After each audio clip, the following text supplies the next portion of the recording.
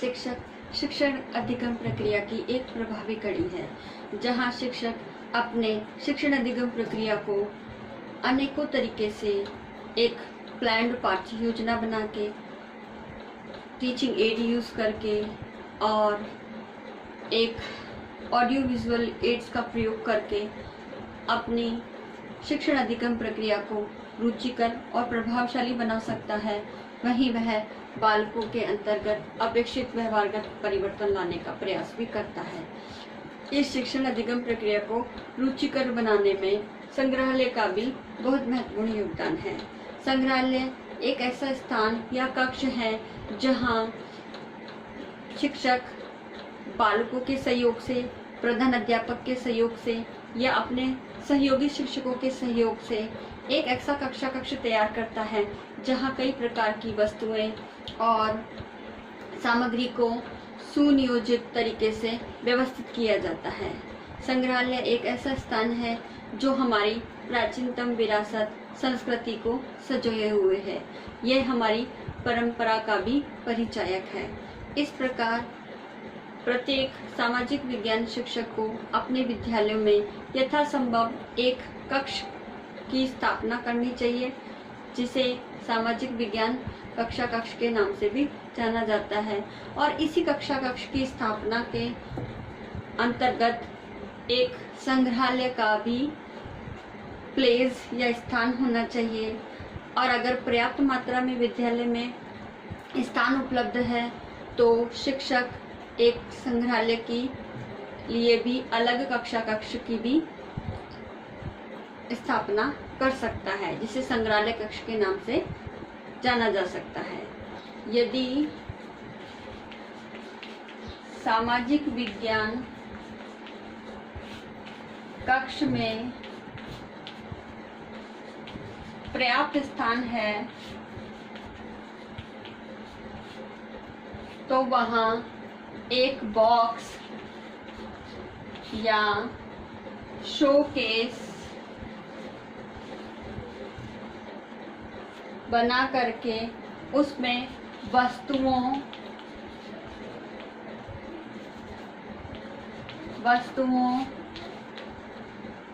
एवं सामग्री को व्यवस्थित रखा जा सकता है।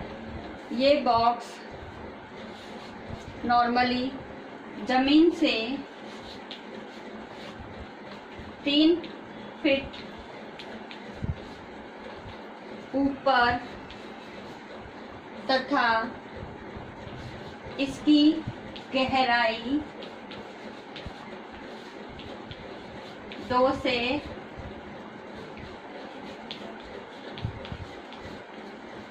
2.5 फीट होनी चाहिए, जिसमें वस्तुओं को प्रॉपर रूप से हम व्यवस्थित करके प्रदर्शित कर सकते हैं। वह संग्रहालय में रखी जाने वाली वस्तुएं। अब इस संग्रहालय में हम किन किन वस्तुओं का प्रयोग कर सकते हैं, जिसमें है पहला कृषि की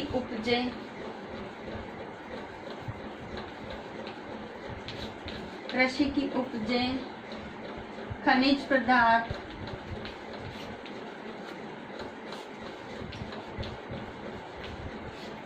मॉडल्स, चार्ट्स, सिक्के, प्राकृतिक संसाधन,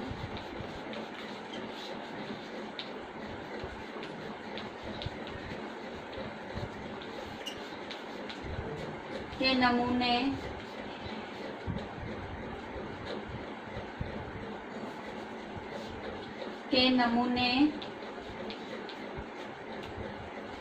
साथ ही ग्लोब, मानचित्र, जो पौराणिक समय से लेकर अब तक जो उन्नत मानचित्रों का प्रयोग आया है वो हम रख सकते हैं। और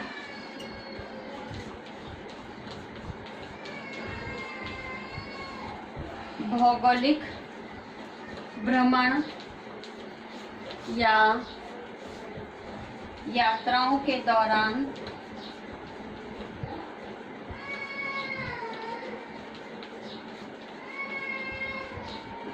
संकलित की गई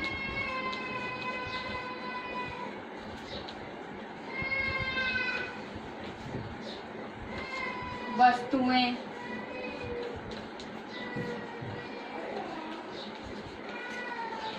आदि।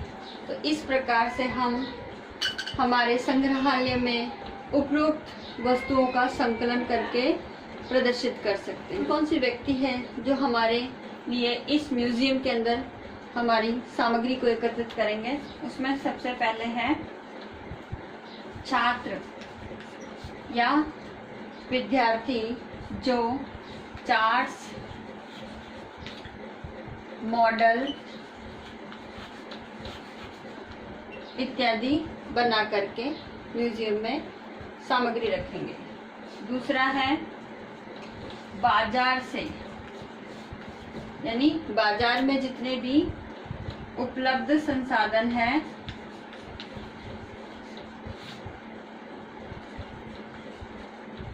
उपलब्ध साधन हैं जो खरीदे जा सकते हैं वह भी संग्रहालय में रखे जा सकते हैं। तीसरा है भौगोलिक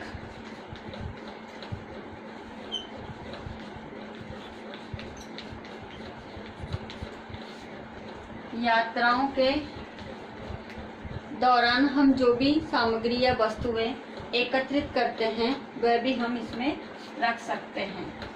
नेक्स्ट है जितने भी स्थानीय संसाधन है,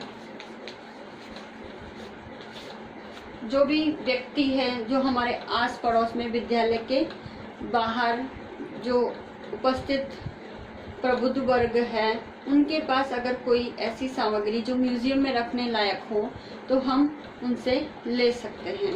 साथ ही प्रधानाध्यापक,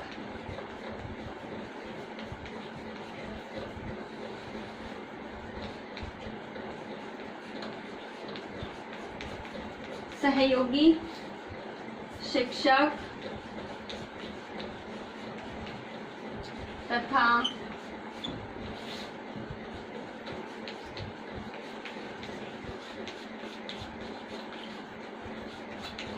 अधिकारियों द्वारा भी हमारे संग्रहालय में जो भी सामग्री हमें आवश्यक है उनको हम उपलब्ध करवा सकते हैं। तो इसके लिए प्रधानाध्यापक का सहयोग चाहिएगा।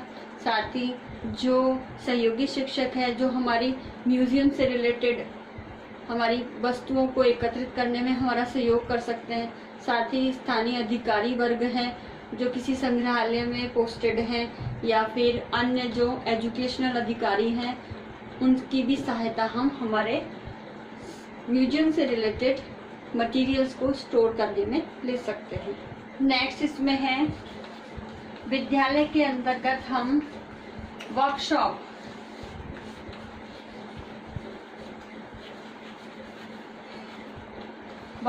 के आयोजन करके हम म्यूजियम से रिलेटेड सामग्री का भी निर्माण बालकों से करा सकते हैं।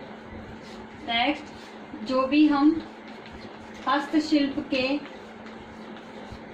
बाजार हैं, साथ ही मेले हैं, इन मेलों में उपलब्ध म्यूजियम से रिलेटेड अगर सामग्री हमें दिखती है तो उसे खरीद करके हम अपने संग्रहालय में रख सकते हैं।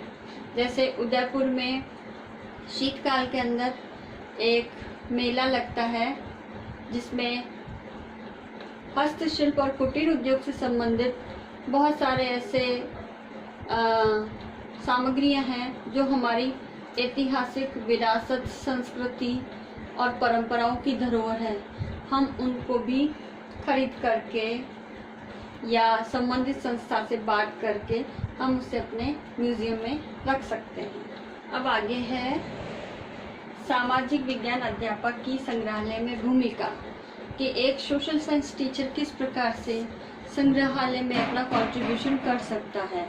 इसमें पहला है कि वह अपने विद्यालय में संग्रहालय की स्थापना करे। दूसरा है जो संग्रहालय की स्थापना करने के बाद संग्रहालय में जो वस्तुएं रखी गई हैं उनकी प्रॉपर देखभाल करें। तीसरा, एन केन प्रकारेण वस्तुओं का एकत्रीकरण करें। हर संभव ये प्रयास करें कि अधिक से अधिक वस्तुएं हम संग्रहालय में उपस्थित रख सकें, ताकि उन्हें जो भी है शिक्षण अधिगम प्रक्रिया में हम उन वस्तुओं का उपयोग कर सकें। नेक्स्ट है इसमें कि संग्रहालय के विकास में साथी अध्यापकों, प्रधान अध्यापकों तथा अधिकारियों का सहयोग हम प्राप्त कर सकें, ताकि संग्रहालय का विकास हो सके। वस्तुओं और सामान की साफ सफाई रखें। इसके लिए 4th क्लास कर्मचारी है या बालकों का कभी कभी सहयोग ले सकता है। नेक्स्ट, संग्रहालय की वस्तुओं का शिक्षण में उपयोग करें, अन्यथा उनका कोई ज़्यादा यूज नहीं होगा, ना बालक उनसे परिचित हो पाएंगे। इसके बाद बालकों की अधिक से अधिक म्यूजियम की वस्तुओं को देखने में सहभागिता बढ़ाएं, ताकि उनमें इतिहास से संबंधित वस्तुओं के उपयोग से संबंधित और उनकी प्रचलन से संबंधित जानकारियाँ प्राप्त हो सके। इसके साथ ही जो भी दर्शक है जो म्यूजियम में देखने के लिए आ रहे हैं, तो उनको स्पष्ट दिशा निर्देश प्रदान करें कि किस प्रकार से उन्हें लाइन में आते हुए एक एक करके एक एक वस्तुओं को देखना है, साथ ही इनको कोई हाथ नहीं लगाए। इस प्रकार गाइडलाइन जो दर्शक है उनके लिए तैयार करें। इस प्रकार शिक्षक अपने विद्यालय में संग्रहालय की स्थापना करके अपना बहुत अमूल्य योगदान दे सकता है। साथ ही अध्यापकों से, प्रधान अध्यापक से, स्थानीय लोगों से सक्रिय सहयोग प्राप्त करके एक रूपरेखा बनाएं, ताकि भावी भी समय में संग्रहालय से रिलेटेड और भी वस्तुओं का संकलन हो सके। इस प्रकार विद्यालय में एक संग्रहालय कक्ष की संकल्पना को शिक्षक द्वारा मूर्त रूप दिया जा सकता है। आज का होमवर्क इस प्रकार है। सामाजिक विज्ञान शिक्षण में संग्रहालय का उपयोग किस प्रकार से किया जा सकता है, आपको एग्जाम्पल देते हुए इस आंसर को लिखना है। तो आई होप ये वीडियो आपके लिए यूजफुल होगा। Thank you.